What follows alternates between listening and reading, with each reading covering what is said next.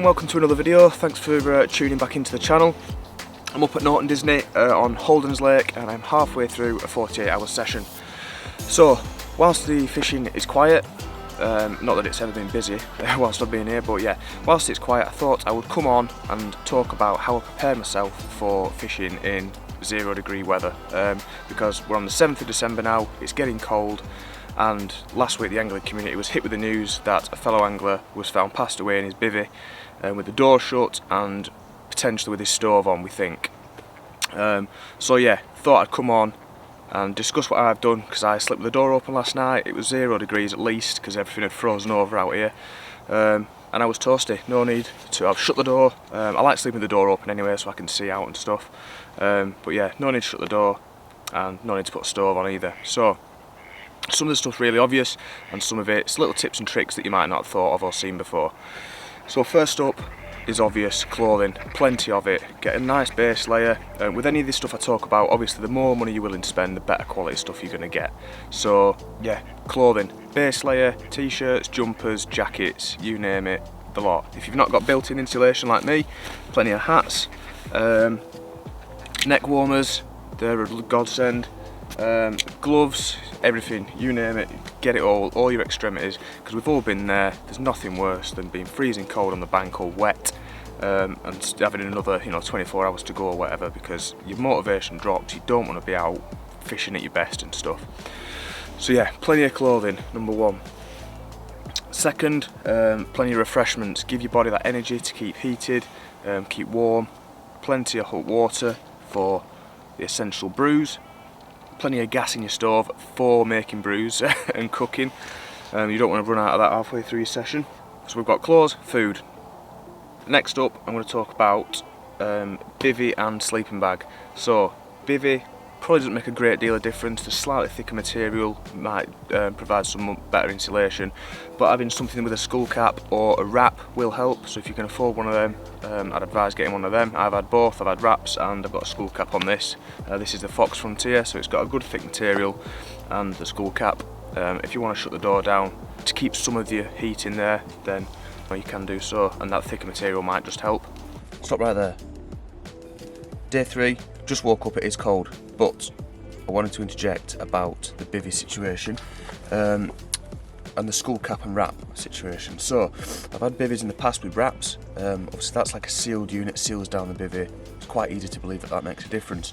However, when I got the Frontier with a skull cap, I thought, does it make much of a difference? Because it's a skull cap, it's not all the way to the floor, cold air can still get underneath it, so will it make much of a difference?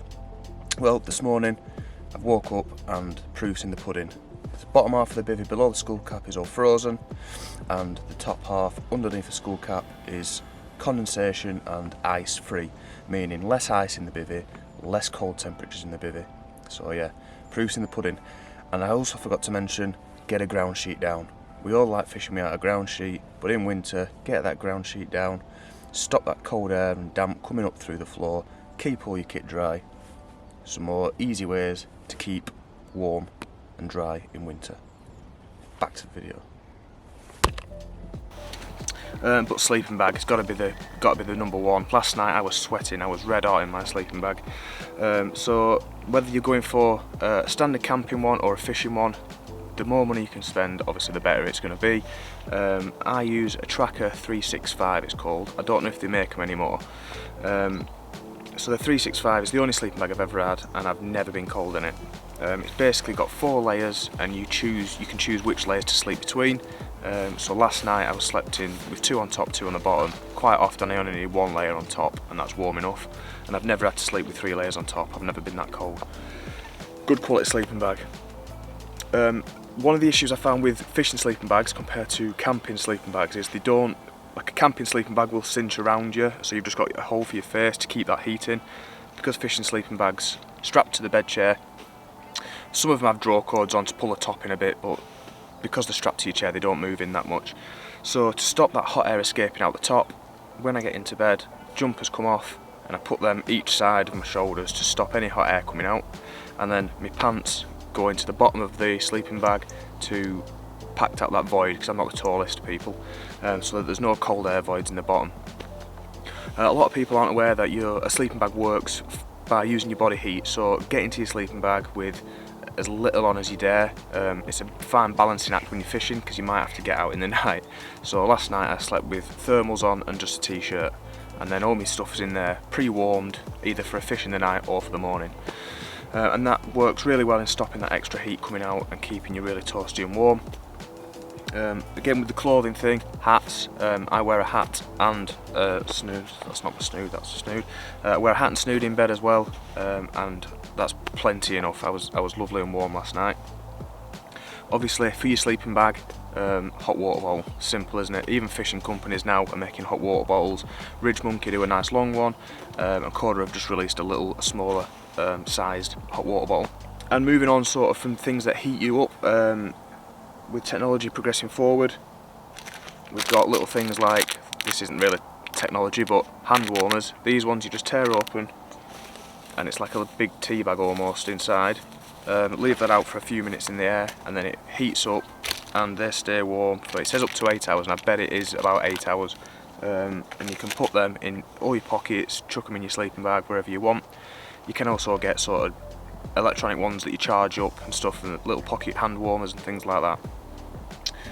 Talking about electricity next, I came across these that I've used for the first time and they were really good. Heated insoles for your boots and heated pads. So the insole's pretty obvious, in your boots, run a cable up each leg into a battery pack in your pocket, and they were lovely last night because my feet did get a little bit nippy last night. So they saved the day. Heated insoles, less than a tenner on eBay then. The heated pad, you can stuff it up your jumper, down your back, wherever you want. I know companies like Solar Tackle, they do a heated cushion and a heated mattress as well. So even fishing brands are moving into that kind of thing. And companies like New Direction Tackle are doing heated sleeping bags powered off of a battery pack as well. So there might be a couple more out there doing it. So yeah, that is pretty much it. And like I say, toasty warm.